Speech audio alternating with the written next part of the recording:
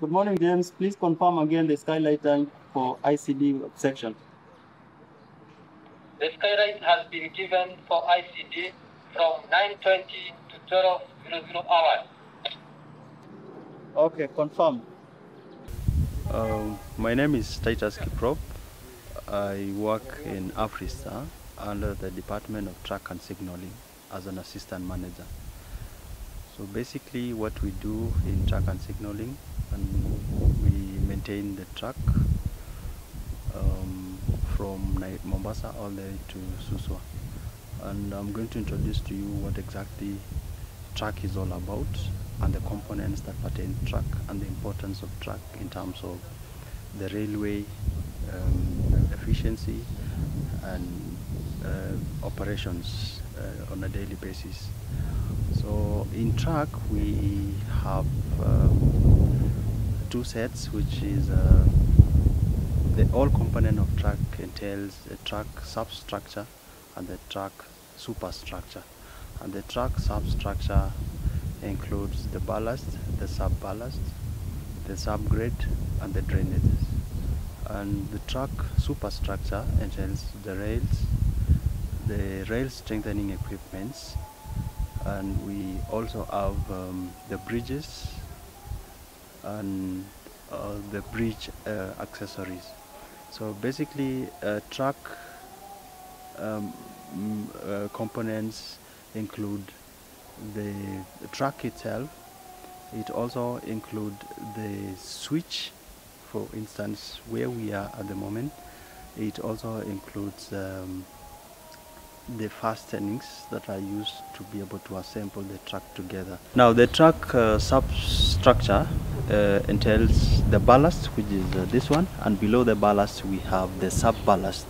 And then after the sub ballast we also have the subgrade, and then outwards we have the drainages in the subgrade sections. And then when we go to the track superstructure, we have the sleepers, which are these ones, and then we have the rail. We have the rail strengthening equipment, which are the fasteners, which include the elastic rod, we include the gauge block, and all other accessories that are used and components that are used to connect the track or the rails together for purposes of achieving the gauge. Now when we mentioned about the track, our standard gauge railway, the distance between the two rails is 1435 millimeters, and by 1435 millimeters I mean the distance between the two rails. This distance apart is 1435 millimeters.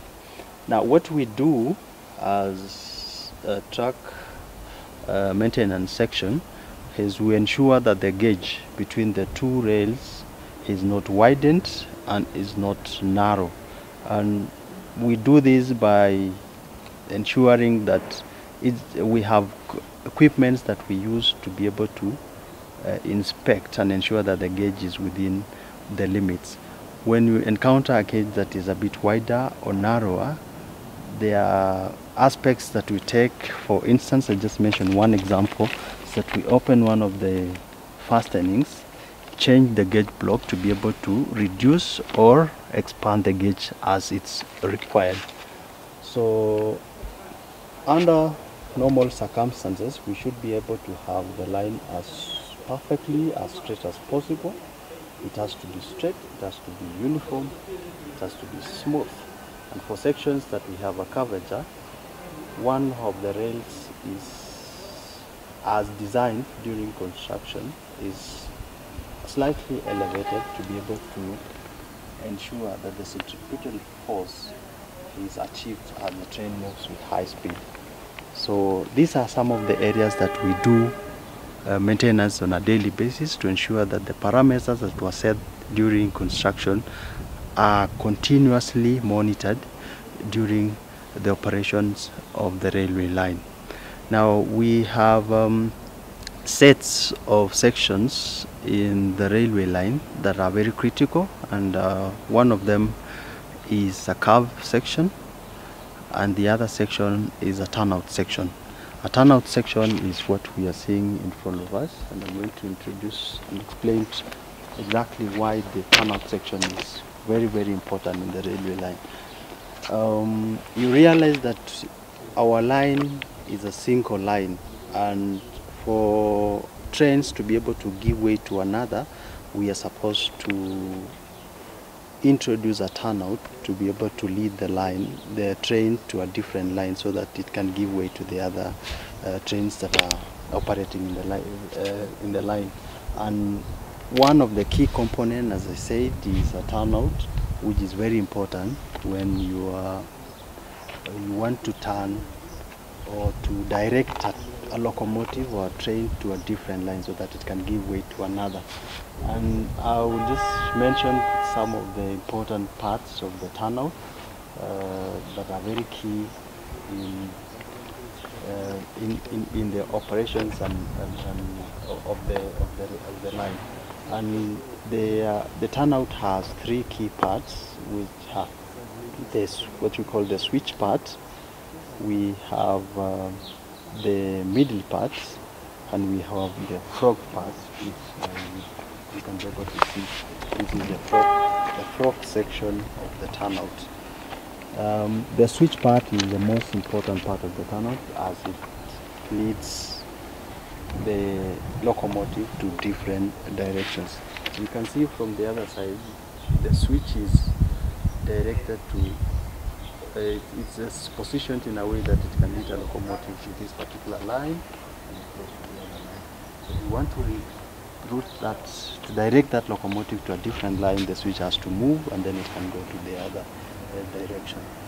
So, so what we do, we also do maintenance in the turnout section to ensure that the turnout is functioning very well, and it's very, very important to ensure that this turnout is working well, because it's one of the major